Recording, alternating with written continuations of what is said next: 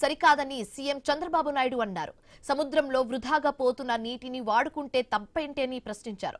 ప్రజల కోసం రాజకీయం చేస్తే అభివృద్ధి జరుగుతుందని అన్నారు. వీలైనంత త్వరగా పోలవరం ప్రాజెక్టును జాతికి అంకితం చేస్తామని స్పష్టం చేశారు.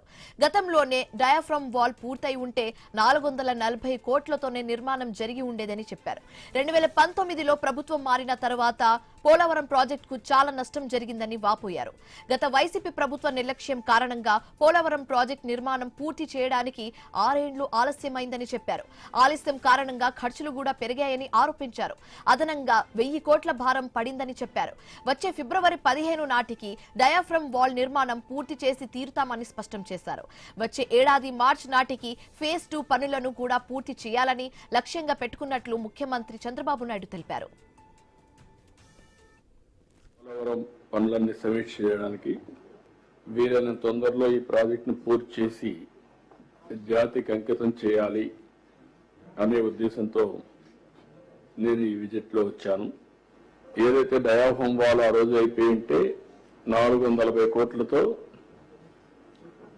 ప్రాజెక్టు చాలా త్వరితగతిన పూర్తయ్యేది. ఎగ్జాక్ట్ గా 2020కి పూర్తి చేయాలని టార్గెట్ పెట్టుకున్నాం.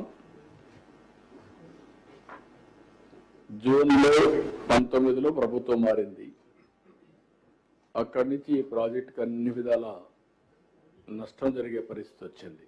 ఈ డయాఫ్రమ్ వాల్ని కాపాడుకోవాల్సిన ప్రభుత్వం ఏజెన్సీని ఉన్నపళంగా మార్చడం, ఆల్టర్నేటివ్ అరేంజ్మెంట్ చేయకుండా పోవడం, వీళ్ళు డయాఫ్రమ్ వాల్ పోయిందని గుర్తించలేని పరిస్థితి వచ్చింది.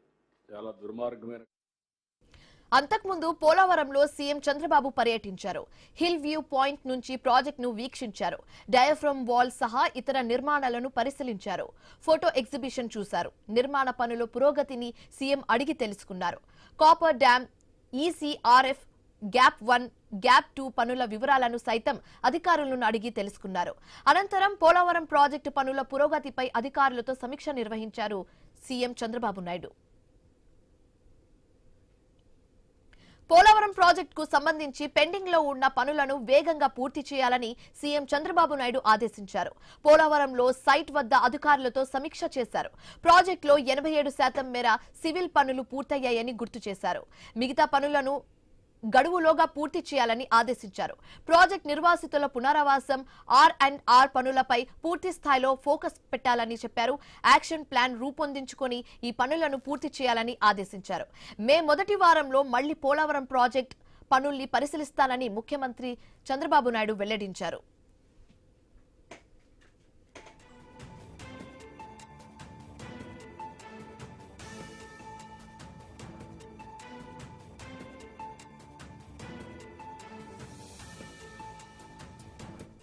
పట్టిసీమ ప్రాజెక్టుపై కొందరు విమర్శలు చేశారని, పట్టిసీమ లేకుంటే రాయలసీమకు నీళ్లు ఇచ్చే పరిస్థితి ఉండేదని కాదని సీఎం చంద్రబాబు గుర్తు చేశారు.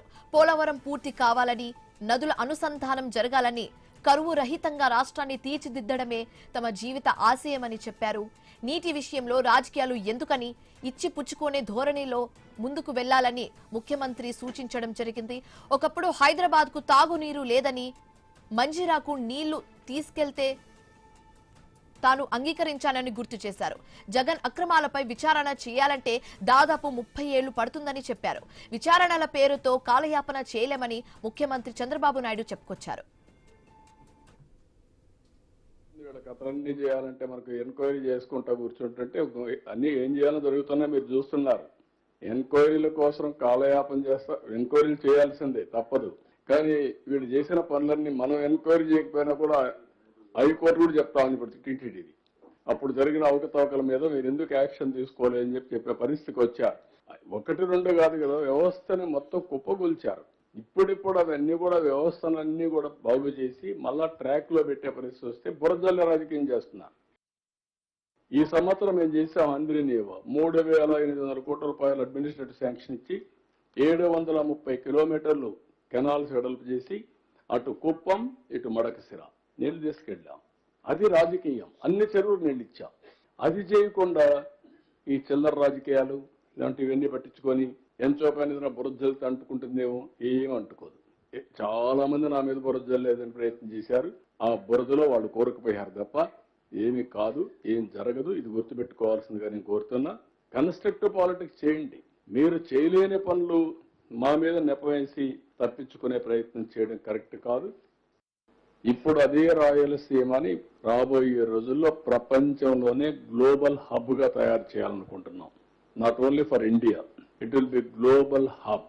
రాయలసీమ పరిస్థితి టోటల్ గా ఆంధ్రాని మించి రాయలసీమ అభివృద్ధి అయ్యే పరిస్థితికి వచ్చింది. దానికి కారణం అక్కడ ఉండే అడ్వాంటేజెస్. పట్టిసీమని మాట్లాడితే పట్టిసీమ అనవసరం, ఎక్కడ నీళ్లు తీసుకుపోతారని మాట్లాడారు, రాజకీయం చేశారు. పట్టిసీమను కట్టనీయకుండా చేయడానికి విశ్వ ప్రయత్నాలు చేశారు.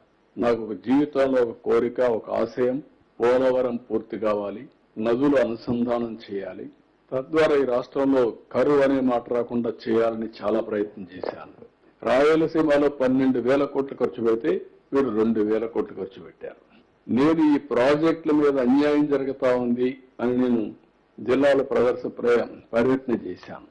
నన్ను అరెస్ట్ చేశారు. ఎప్పుడు కూడా పోలవరం ఆంధ్రప్రదేశ్కు ఒక వరం, పోలవరం ఆంధ్రప్రదేశ్కు ఒక జీవనాడి. ఈ రోజు మీరు గుర్తుపెట్టుకోవాల్సింది, ఆ రోజు చాలా మంది మాట్లాడారు. ఆ రోజు ఇక్కడనే లిఫ్ట్ ఇరిగేషన్ ఏదైతే మనం పట్టిసీమ లిఫ్ట్ 10 years 11 years అయింది. 1 year లో పూర్తి చేశాం. దగ్గర 1,100 కోట్లు, ఆ ప్రాంతాల్లో 1200 కోట్లు ఖర్చు పెట్టాం. అంతేకాకుండా ఇక్కడ వాడే నీళ్లు శ్రీశైలంలో పొదుపు చేసి రాయలసీమకి ఇవ్వగలిగాం. రాయలసీమలో ఈ 10 years లో పెను మార్పులు వచ్చాయి. ఈ ప్రాజెక్టు ద్వారా రాబోయే రోజుల్లో నదుల అనుసంధానం, నాకు ఒక కోరిక ఉంది. దేశంలోనే నదుల అనుసంధానం జరగాలని నా కోరిక. 2 రాష్ట్రాల్లో మీరు గుర్తుపెట్టుకోవాలి, అటు తెలంగాణ ఇటు ఆంధ్ర. అక్కడుండే ప్రజలు కూడా విజ్ఞప్తి చేస్తున్నాం, రాజకీయం కోసం రాజకీయాలు చేయడం కరెక్ట్ కాదు. ప్రజల కోసం రాజకీయం చేస్తే ఎప్పటికైనా మంచి ఫలితాలు వస్తాయి. ఒకప్పుడు హైదరాబాద్కు నీళ్లే లేని పరిస్థితిలో మంజీరా నుంచి వారానికి ఒకసారి నీళ్లు ఇచ్చే పరిస్థితి నుంచి ఫస్ట్ టైం 1 year లో నాగార్జున సాగర్ నుంచి నీళ్లు తీసుకుపోయి హైదరాబాద్కి ఇచ్చాం. ఈ రోజు హైదరాబాద్ ని ఇవన్నీ చేసి తెలుగు జాతి కోసం ఒక బ్రహ్మాండమైన నగరం ఉండాలని one of the best eco system create చేశాం. నాలెడ్జ్ సిటీకి ప్రారంభించాం. Today I'm very happy. పైన నీళ్లు తీసుకొని ఎక్కడ పోయారు? మంజీరాకి తీసుకెళ్ళి తప్పలేదు. నేను ఆ రోజు కూడా వెల్కమ్ చేస్తాను, ఇప్పుడు వెల్కమ్ చేస్తున్నా. మిగులు జలాల హక్కు వాడుకునే హక్కు ఆంధ్రప్రదేశ్ రాష్ట్రానికి ఉందని చెప్పిన వ్యక్తి ఎన్టీఆర్. ఫస్ట్ తెలుగు గంగతో స్టార్ట్ చేశారు. అందరి నీవార్, గాలేరు నగిరి, SRBC, SLBC అన్ని అప్పుడు స్టార్ట్ అయిన ప్రాజెక్టులే. ఇప్పుడు ఎవరికి ప్రాజెక్టులు అర్థం కాదు, జాగ్రఫీ తెలియదు, రాజకీయం మాత్రం చేయాలనుకుంటా. ఇది కరెక్ట్ కాదు. రాజకీయాలు కాదు కావాల్సింది, అందరం కలిసి తెలుగు జాతి ఒకటే. ఇచ్చిపుచ్చుకునే ధోరణి ఉండాలి కానీ ఎంచోపైన ఇద్దరి మధ్యలో విరోధాలు చేసి ఆనందపడే పరిస్థితి రాకూడదు. సెంటిమెంట్స్ ఆడుకోవడం మంచిది కాదు. అదే చెప్తాను, నేను దానికే కట్టుబడి ఉంటా, భవిష్యత్తులో కూడా ఉంటా. There is no second thoughts.